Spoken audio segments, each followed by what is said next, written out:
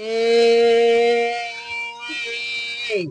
yo, yo, yo, yo, yo, yo, yo, yo, yo. What is up, everybody? Welcome to another super special episode of the Culture Podcast.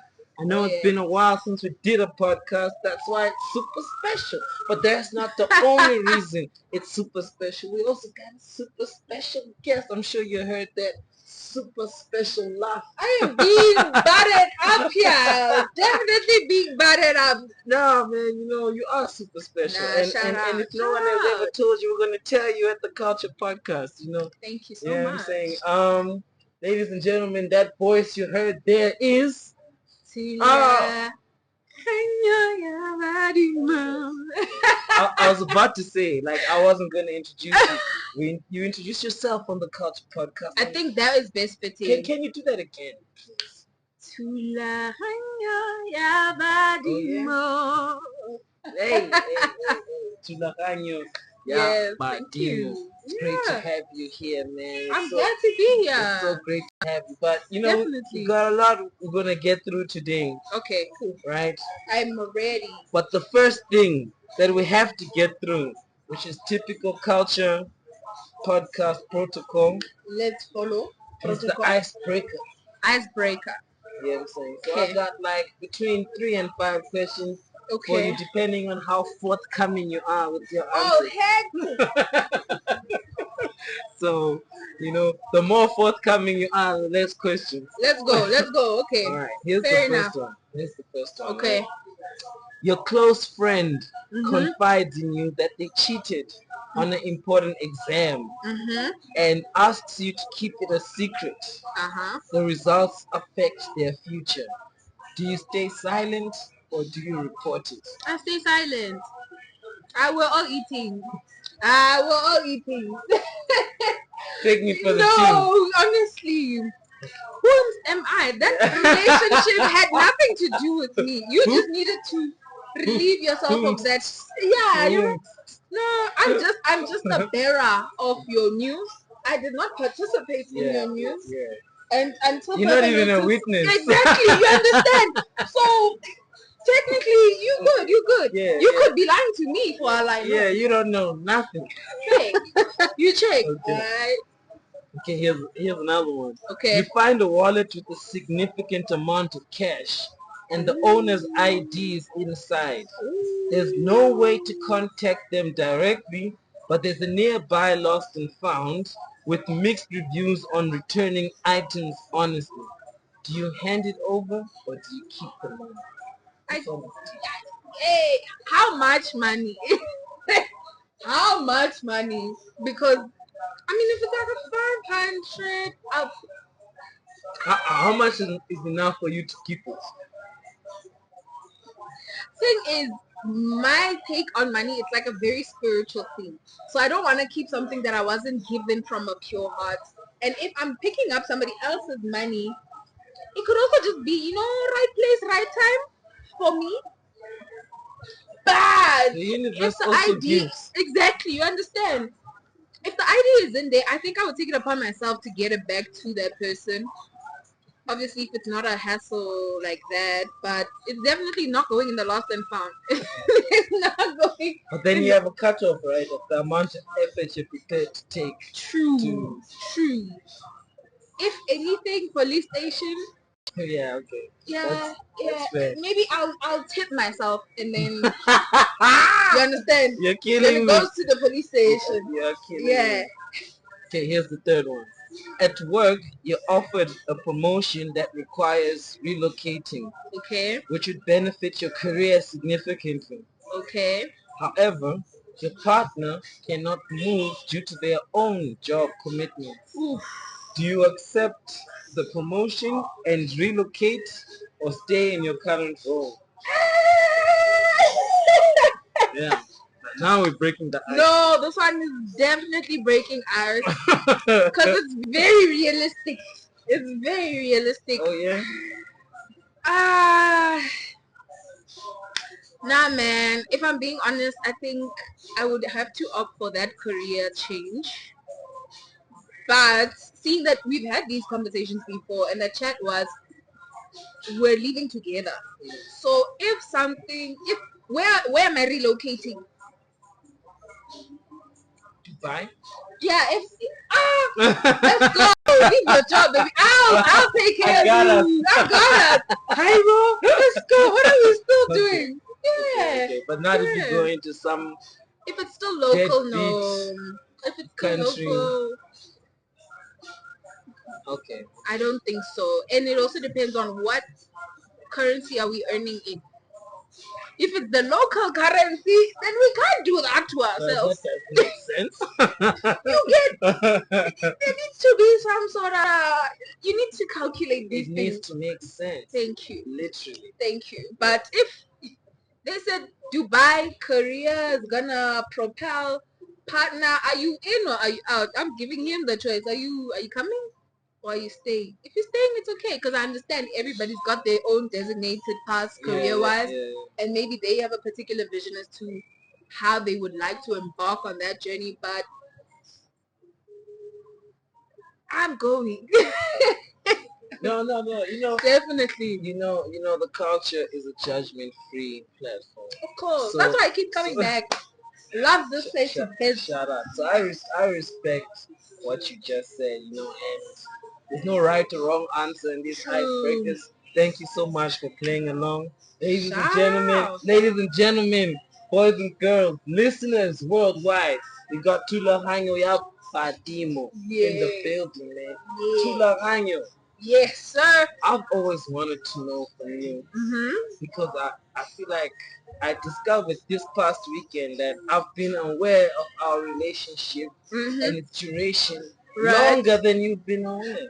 And how is that? Honestly, I was mind blown because I was like, "What are you talking about?" No, and I'll even tell you. But please, I'll pick the time when our stories intersect. Please do. What I want to know right now, right, as we start our conversation, is who is Thulaganyo? Where does the story of Thulaganyo begin? Oh, and it's an open-ended question, so it's also a difficult one. Let the spirit guide you. Definitely. I love that you said that because that's exactly what I'm going to do. Yeah. Hi. Okay. Kalwito. Ke nna Thulaganyo. Thulaganyo Motau. Thulaganyo Aganang Motau. Aganang. That's your second name. That's my second name. Both names are Tswana as hell. I never usually address myself with that middle name because I've never felt entirely comfortable with sharing it publicly. So this is the first time I'm doing so. Wow. You guys are getting an exclusive. For the culture. For the culture. Exactly. But put together that means the arrangement or arrangements. Thulaganyo means arrangement. Akanang means building each other. And I think that's the purpose I really just serve in my being, in existence, in my spirits. That's what I feel, whether it be through the creative industry or entertainment industry, at home, amongst friends, people I meet randomly. I think that's exactly where I'm heading with that chat and just living up to my name, really. Where were you born? I was born in Pretoria. Okay, so you're like a born and bred Victorian. Not quite. You see, hey, we're getting into details now. Yeah, it's a podcast. Let's do that. Let's chop it up. Unless you don't want us to know you. Let's go all in. So, hey, timeline. Let's go all the way back. So I'm born 2000. 12th of June 2000. 2000. Yeah. Jesus. A whole Gemini. Yeah. And so, in my first 3 months of life, my parents were offered, let me say my mother was offered an opportunity to go travel to China as a diplomat. And so it became a thing of, are you staying or are you not? And obviously I'm a baby. Like the quiz. Yeah, exactly. It's exactly that. Are you staying or are you not? You know? But lovely enough, my father as well as myself went along with my mother on her journey abroad. Her first trip abroad, mind you. It was 3 years. 3 months. 3 months. I'm still a baby. Fresh born. Fresh born. She's 3 going months. to China with the breast milk. Look, Wow. look. Literally the bravest thing that woman has ever done. So we head to China. We reside there for 4 years. And in the 4th year, we're basically her posting is over. Because you're posted for 4 years unless if you request an extension. I Shapu, end of that 4 years is also the year that my sister was born. And then we resided in South Africa for 3 years. So my foundational years in school did happen in South Africa. But end of grade 1, so we were here for 3 years. End of grade 1, we were posted in Bulgaria. Shit. Completely different environment, completely different people, completely different experience, completely different age. And so how I absorbed the culture there and everything around me was completely different to obviously now when I was residing in China. In China, allegedly, according to my family, I had come back basically as a Chinese baby because that was the language, the primary language that I spoke because of the environment that I was in, and I had a Chinese nanny and all those things. So nobody understood me when I got here. Lost the language, unfortunately. Chinese. Yeah, lost the language as we went to Bulgaria. Then that was also just us learning, not necessarily Bulgarian, but we took on French as a second language. We had English, we had Bulgarian cultural studies.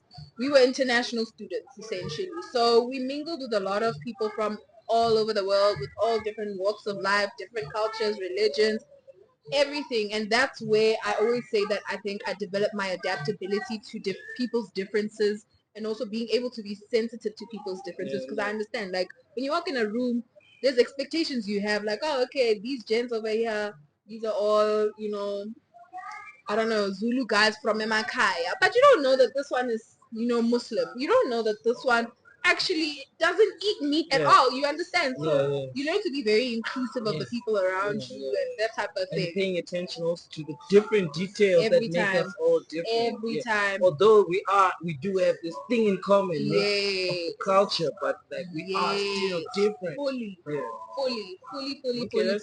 So Yeah, that's where I think I developed that skill, and I'm super grateful for it till this day. But it came at the cost of not really knowing myself as an African, South African, as a Tswana girly. I knew nothing about that because there was no foundation for it that was strong enough to allow me to develop in that regard while we were overseas. Overseas, you just complied. You were not trying to be a... And also your folks are into international relations, so they want you to embrace other cultures. You understand. They're good. You understand. They speak their mother tongue. You get it. They're fine. They don't need to worry about the trauma when you come back. Yeah. When we came back after that 4 years. Their friends are not going to diss them. They're going to diss you. It was exactly that. When we came back, we were enrolled in an all-girls school, the one day by Gezina. Well, what age did you come back? I came back at the age of 11. 11, 12. So you spent like what? 4 years. So 4 years in China, 4 years in Bulgaria. Okay. Yeah, but then with the 3 years. Yeah. Okay. So now, after 4 years in Bulgaria, that was when my return back home became a bit more like reality hit, because now I'm starting to consume and understand my environment as a South African, as a black hand, as a Tswana girly, in an environment where I've always been so accustomed to people's differences being the norm. So now I need to comply. I need to learn how to fit in. I need to learn how to, be adaptable to this situation that doesn't really give me enough room to be different. And also now you're in a place where most people are the same anyway, and now it's them having to tolerate you being different because of your upbringing. You put it perfectly. It is exactly that. I remember I had a very thick American accent. So thick that me saying my surname was not, it did not sound right. It sounded very whitewashed. How were you saying it? I called myself Chili Motown. Don't laugh! Don't laugh! That's right now! No. Now I have to take pride. You cooked. No, honestly, it was a lot. It was a lot.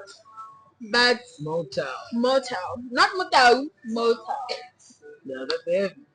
Very heavy, very very heavy. It took a while to actually get rid of because I was also very conscious of it once people started to nitpick at the certain words that I said. Specifically, if you know, you know. The word water. Water. I said water because it was hot as hell. And I needed water. Man, please go pour water outside. I need to put my water bottle. That became a thing in the classroom because everyone was like, oh, water. It's oh, the water. The water girl. I'm Tyler now. Yeah. I'm Tyler. You became Tyler. I was so bored. I was so bored. But it was things like that that also. This is primary school, right? Like this was grade 6. Okay. Grade 6. Definitely grade 6 because that was the first year back. Grade 7 things started developing better. Now I'm getting into the groove of things. I'm thinking, oh yeah, I've got the South African thing down. You know, like I'm not bad. Here comes Mama Glow with news in 2016, grade 10, that she's got a posting to go to Qatar. And by now we know how postings, like what the drill is. Okay, we pack up, we leave, we head to another country. It's not a request. No. Like, hey. You understand? That's work. That's work. And she's like, I'm taking my children with me. You understand? So that's when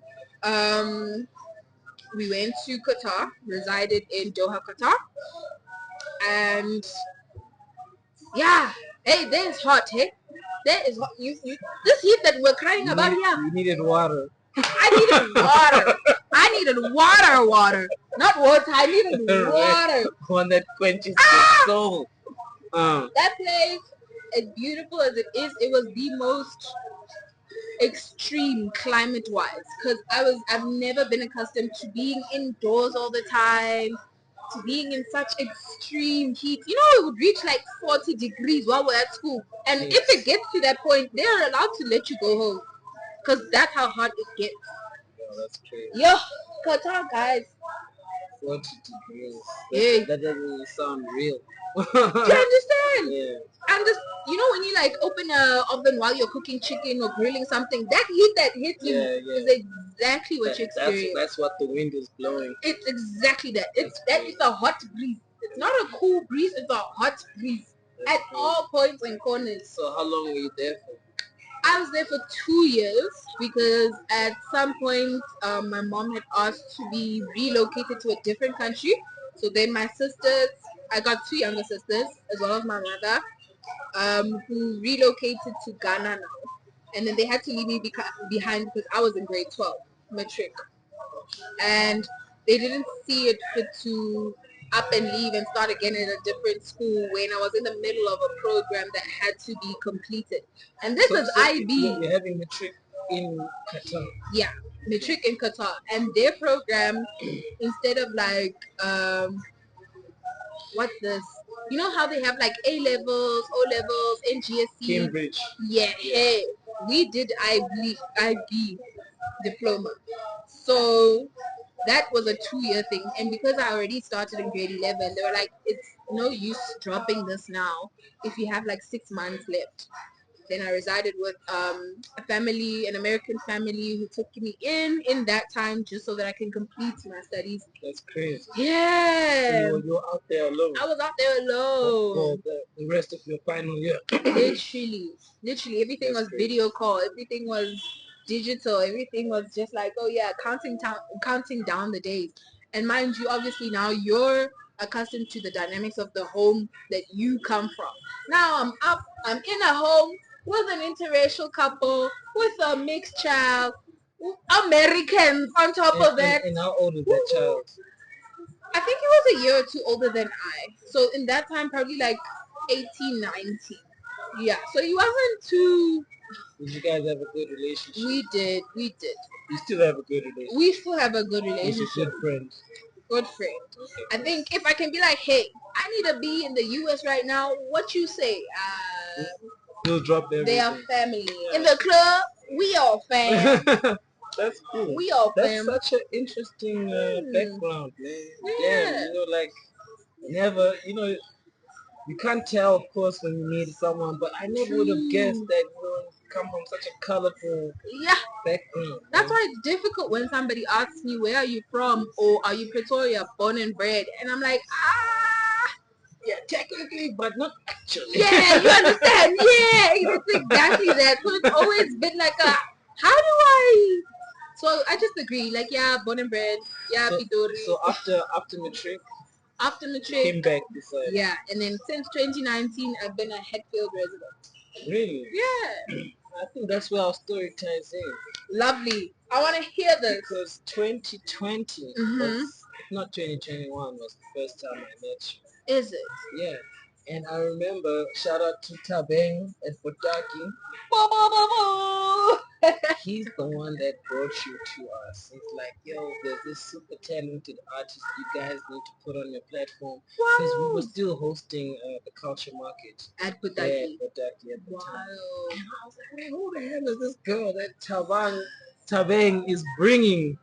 You know, like at that time, you know, like the culture wasn't what we now know it as. Yeah. You have to come as an artist. Yeah. People would come, recommend and stuff. You know? So he brought you and like, yo, this woman needs a platform.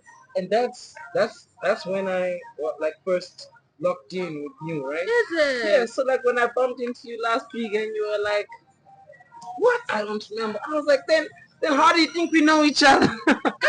From where? I don't even remember any of it like that. I do remember performing, and they called it an open mic.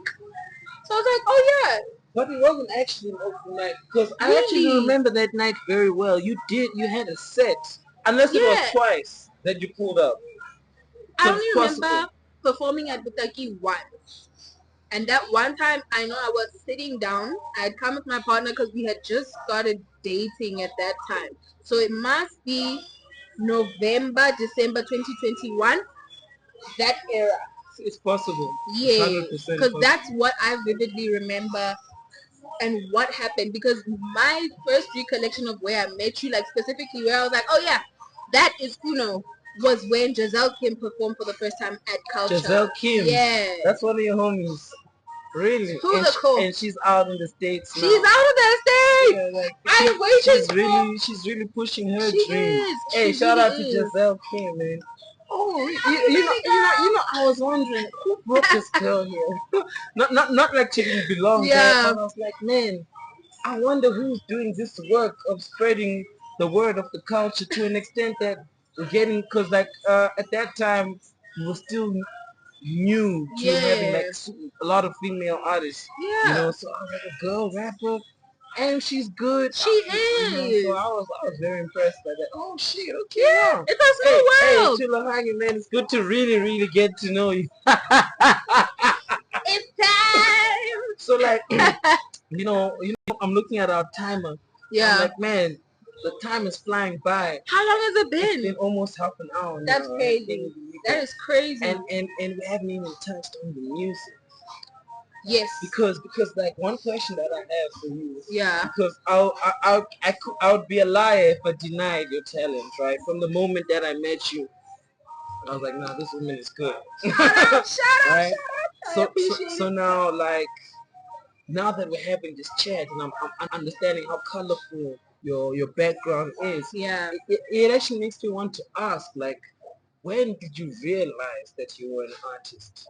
You know, because like I can understand being exposed to a lot of cultures and being tapped in culturally, but did your artistry start coming out in any of the instances where you were out of the country, or was it something that you began to really embrace once you settled down for yourself out here? I think it's a mixture of everything, really. It really is a mixture of everything. So I was 7 in grade 1, knowing very well that I want to be a singer. That's a core memory I have. 7 in grade 1. 7 in grade 1. Where are you? In South Africa. And that is a core memory I have because at a very, very quick, early age, I know that I was side-eyed for saying something like that. Oh, the discouragement came early. Yeah. Wish. I was like, I want to be a singer because, like, you hear radio, you see TV, you see Trace and Channel O, like, it's possible, it's a thing. People are doing it, you understand? Sure. But you obviously don't understand the logistical side at of grade it. 1, what gave you that feeling? Surely you didn't know that you were an ill soprano by then. It was just knowing. But shame, to be you fair. You didn't see anyone on TV that maybe inspired you? I don't think it was specific like that. All I remember is I was part of the teddy bear choir. Part of the teddy bear choir. Crazy name. Grade 1. We're traveling and going to different contests for singing as choirs. And I was like, against other grade ones. It was a Mazda, a fight. We were here vocally. That is so crazy. Wow. And I enjoyed it. I was like, yeah, this feels right. This makes sense. Yeah, sure. This comes so easily. It's not something that I'm questioning or second thinking or and hence why I'm saying throughout the years, throughout traveling, throughout everything, that's been like a very consistent thing in my life. Knowing that I enjoy singing, not so much that I want to be a singer, because that obviously changed. There were discouragements here and there, a few 2 cents tossed in, but knowing that I enjoy singing has never changed. Knowing that I enjoy performing has never changed. And that's why when it came to choosing my course, end of 2018, that was a crossroads where I had to either be real with myself or, settle for stability. While you're in Doha, you're figuring this out. While I'm in Doha. And thank God for my older sister. Shout out to Malebkheng for telling me to stick to my guns and go for what I enjoy, not what will be the safe route or what will keep me, afloat. Like, just go for what you. That's a good big sister. No, honestly, our whole family. I'll go into family later because we're all girlies, but with that, yeah, that has always been the route. And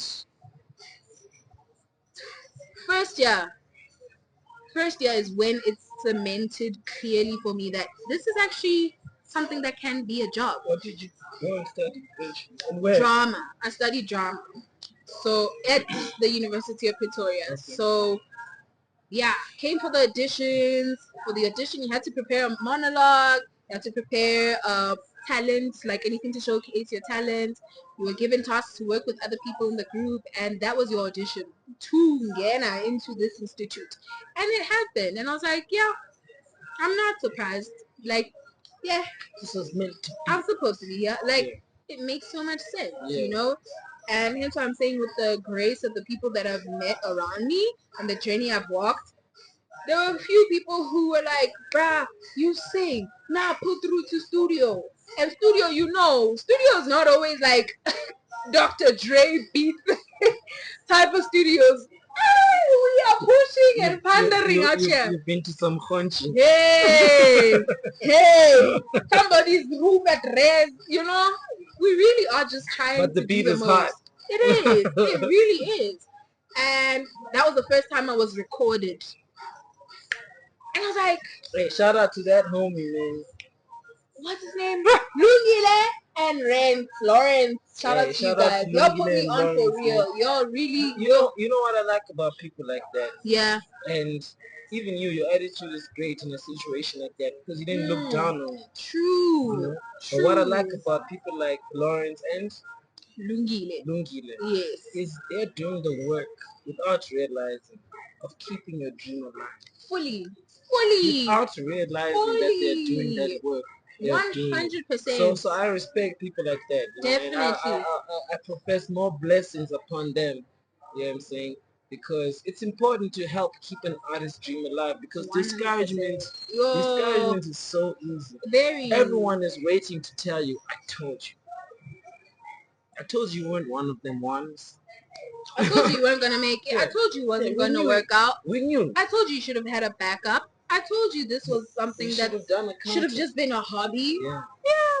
It comes very easy. So you faced quite a bit of that. Yeah, but it wasn't always in the most direct of ways. And I think that's probably because of the intimidation that people would feel when I spoke out in my certainty. It wasn't like a, maybe ish. So are you saying like your family never really just discouraged you? It was more external from your family, or they weren't discouraging. They were concerned. I remember my mother being like, no, but what about this and how about that? And I had to come up with a list of like potential jobs that I can go into that she knows are stable jobs.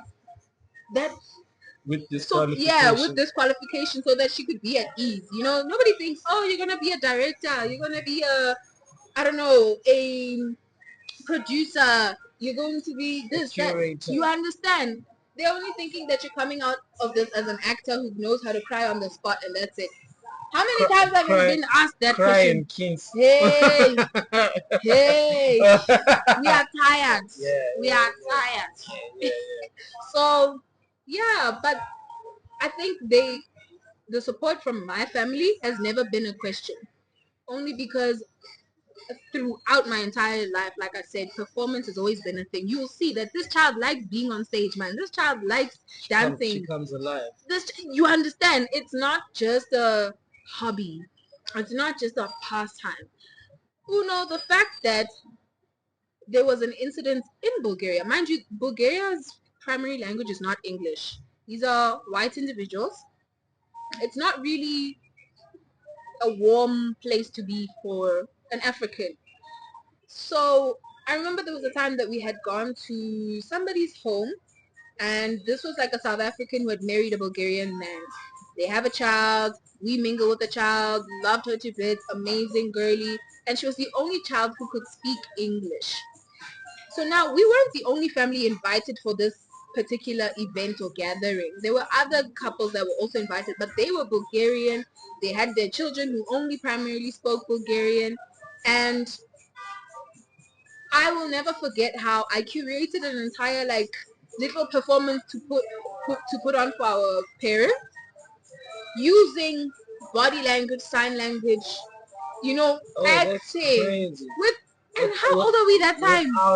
Without language, without words, and just having this one individual who can be the mediator, the translator between all of us. But I didn't even use her or rely on her ability to communicate with all of us to be able to say, okay, this is what you're gonna do. You're a starfish, you're a flower, you're a plant. We're gonna dance like this when the music comes up. No, that wasn't language.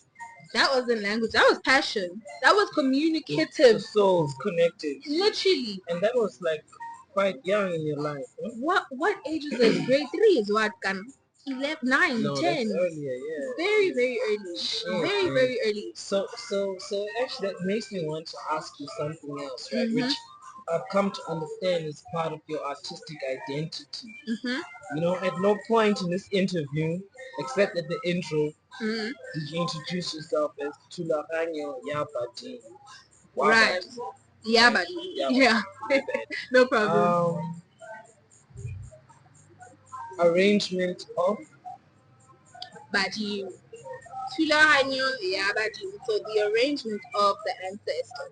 Okay, and that's your artist name? No, that is my self-titled single. That's single. Yeah. That some people have opted to refer to me by.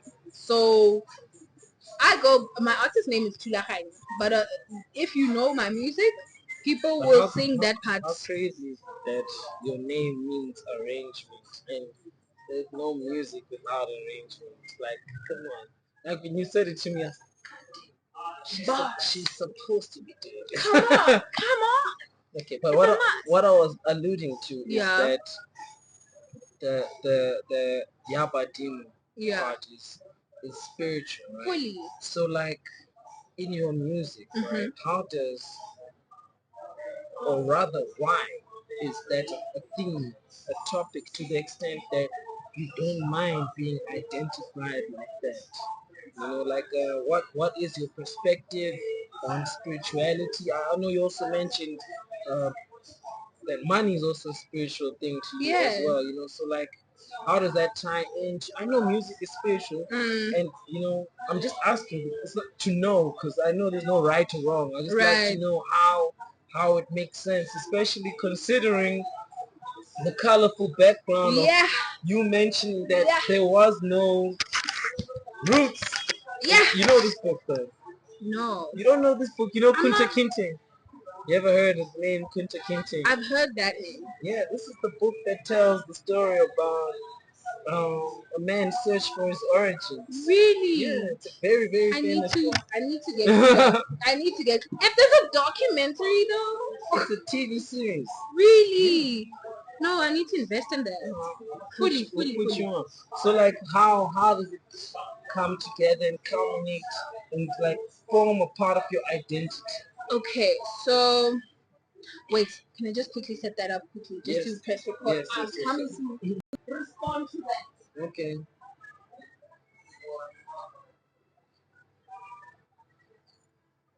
Okay. So I think it's important to trace back upbringing. And in upbringing, we had a very predominantly Christian upbringing, Catholic to be specific, and that side was more celebrated, or we practiced a lot more of that being in countries that were more Christian oriented, right? Specifically Bulgaria. I can only recall us starting to practice more spiritual things when we came back to South Africa. So from the age of 11 upwards, because that's when I was able to start conceptualizing what is going on. And yeah, it really is just a lot of things in one. So I don't want to delve into every single aspect of it. You don't have the time.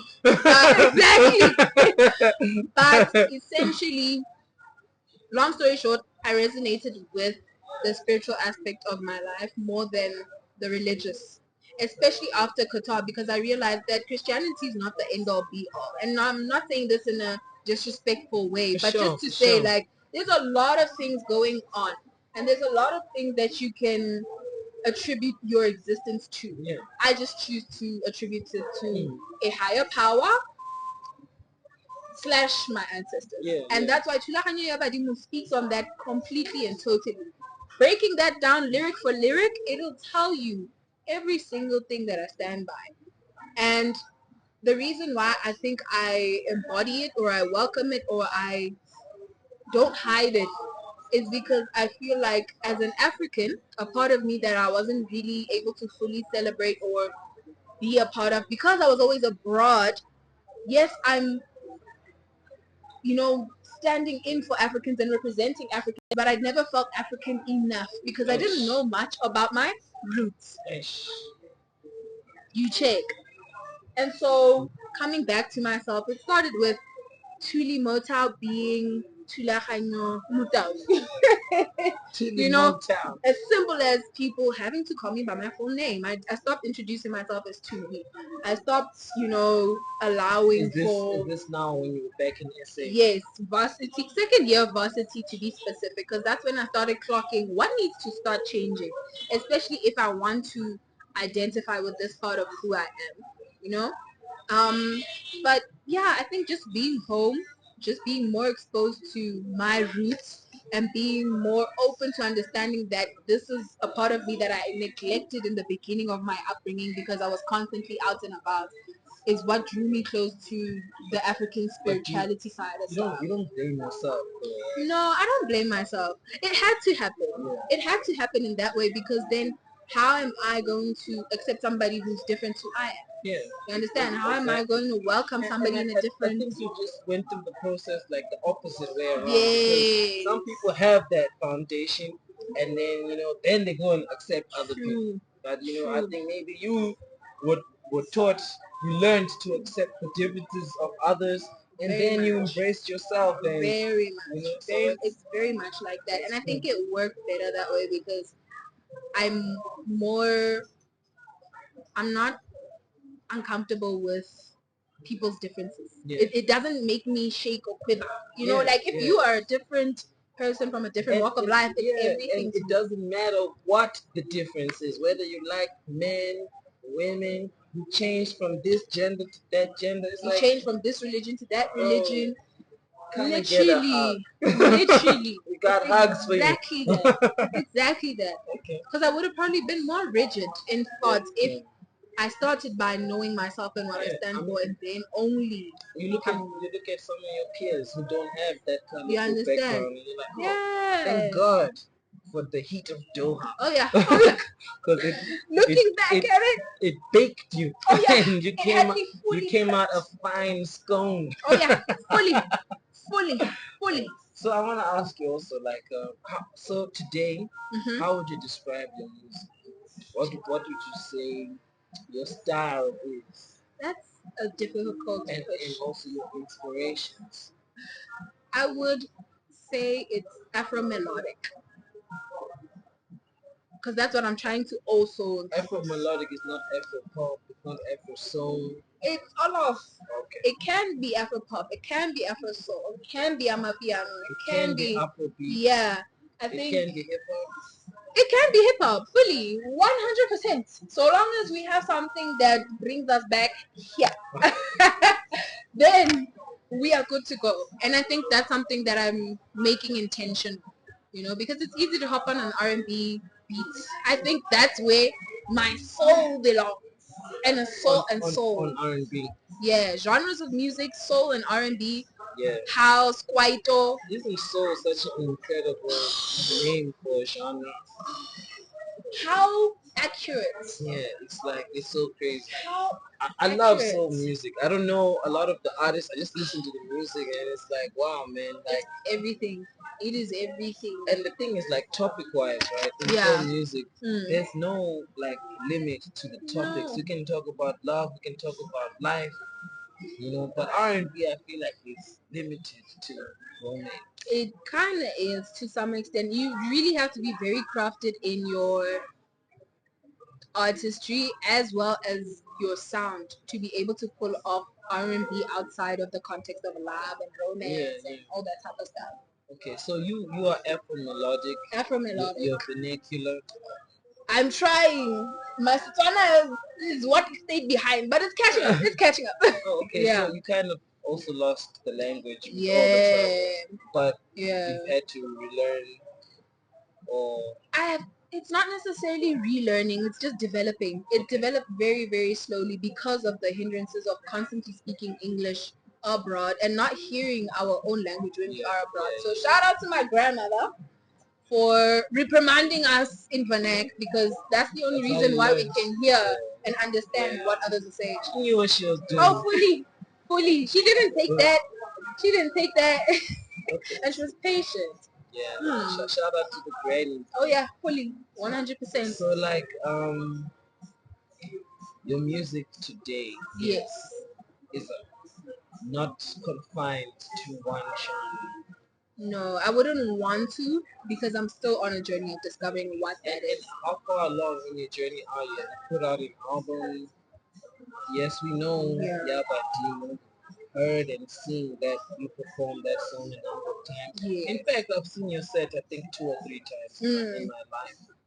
and I know I'm gonna see your set again at Yaba Demo Fest, which we're getting to. Oh yes. But you know, we gotta build up to it. Definitely, definitely.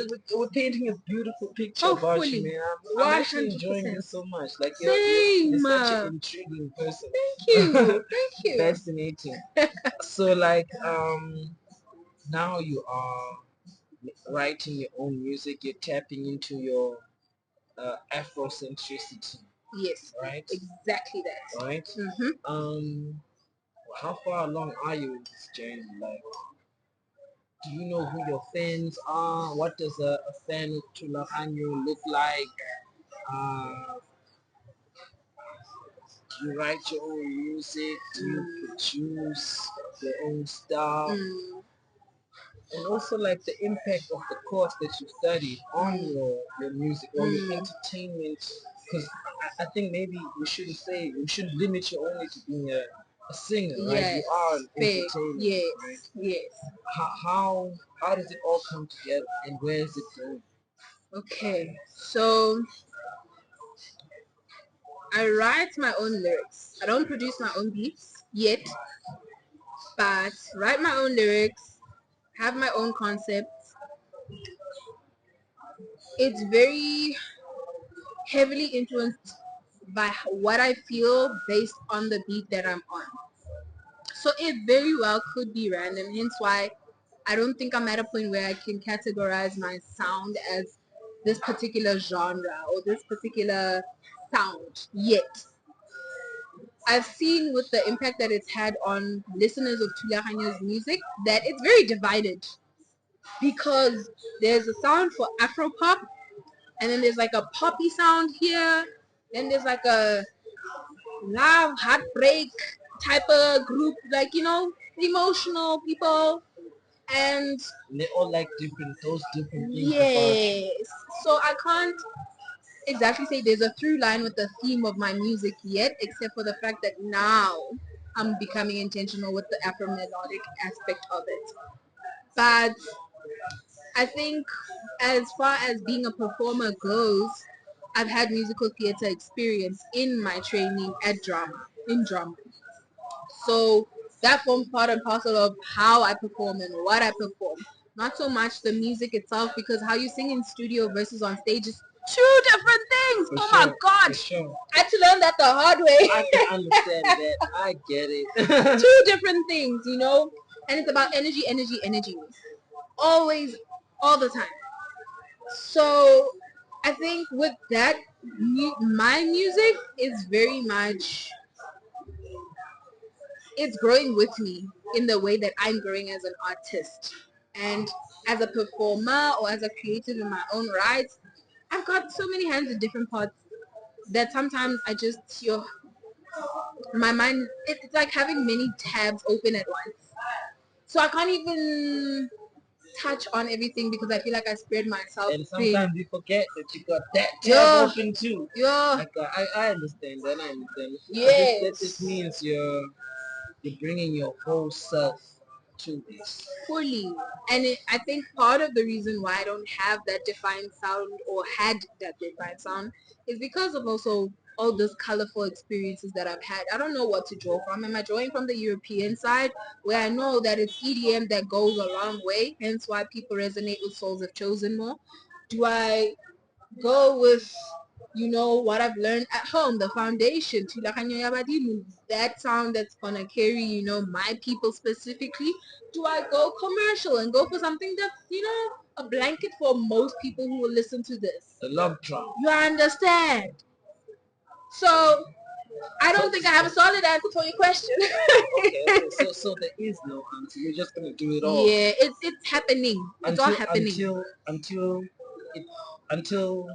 because what I'm trying to like understand is like, should the moolah come from, I don't even know if you're doing it for moolah, but I'm just going to assume because I don't want you to be broke. Nobody want to be broke in this economy. I'm just going to assume that should the moolah come maybe from the Amapiano work that you've got in the pipeline, you're still going to do the bringing my people into the equation type music, that ancestral, or I don't know what to call it. What do you call it? Neither do I, Neither do I. But I hear what you're saying. What you're saying is that you're doing everything. Right? I'm doing everything. And whether the bag comes from commercial or from non-commercial, you're not gonna stop bringing your whole self to music. Fully. There's songs that I've been asked to feature on that I had to say it does not resonate with me and who I am. And yes, I understand there's a line that needs to be drawn between Thulaganyo the person versus Thulaganyo the artist, but I can't sing on something that I don't understand or agree with. Yeah, you understand? So I think integrity. Exactly. So I think right now for me, so long as it resonates and I'm understanding that energetically I'm feeding off of this in a positive way, let's go. Okay. Let's go. I like that. I like that. Fully. So what does success look like for Tula? Money. I mean not for girls, but Tula. Yes, money. Money. Success looks like soft mornings. Easy, slow mornings. No stress. I don't need to be up at no, we're not rushing. Slow mornings. Are you famous? Are you I don't think it's even about the fame. It's more so the impact. Knowing that I've spoken on something that I needed to get off my chest, it's out there and it resonates with some other people too. It's not about oh my gosh, it's true. I still want my peace. And if it doesn't come with that, but then can I tell you, you look like you're ready to be famous. I am ready. I can't start something without calculating what the possible outcomes are. And I also feel like you make a good famous person. You know, like taking that platform that they give you, its fame, and using your voice, because like what I'm gathering through these conversations, not only are you like super intelligent, but you also have a lot of layers. Fully. You get what I'm saying? An onion hates to see me coming. There's nothing that I hate more than like watching famous people who are shallow. True. You know what I'm saying? And when I say shallow, I'm not just saying that they're stupid. I'm saying that they're one-dimensional. They don't have. They're experts in this and in this alone, and we can't relate to them if they're not talking about this one thing. Understandable. So I feel like you'd be a great person for young men and women to be able to put on their TV and like, oh, there she is. That's what she's doing. Oh, I like her. Without even you having to sing. And that alone is an honor. That alone is enough. I feel like, that definitely is for you. But I'm sure you know that. So I receive. I'm not going to overemphasize. I want you to tell me about something that you've been cooking up for a long time. I think I've seen promoting it for now a good 2 months. Oh yeah. And I have to tell you, that is crazy. If no one has ever touched your blood, right? Thank you. We do events here at the Kulcha, you know what I'm saying? And other people do events and stuff. But like, is this your first one that you're doing? This is my very first one. This is how you're starting. You are on the right path. Shout out. Because the first thing is to raise awareness. Even if you go to Facebook ads, right? You try to make a Facebook ad. They ask you what type of ad are you trying to do. The first option is awareness. Definitely. And I feel like that's the part that you've been on. That's probably why you sold all your early bird tickets, right? Fully. Because you've raised the awareness in good time. So like, with that being said, can you tell us a bit more about... Can I grab? You can. I'm just gonna play this again. Can you tell us a bit more about Yabadi? Are they seeing this? That's my face. That's my face. Can you see that? Okay. Yabadi Fest. Tell us. Yabadi Fest. Follow us. Came from the idea of I just wanted to perform a set for the first time that is live. I've never done anything without a backing track, so this is a first for me as an artist with a whole different skill set.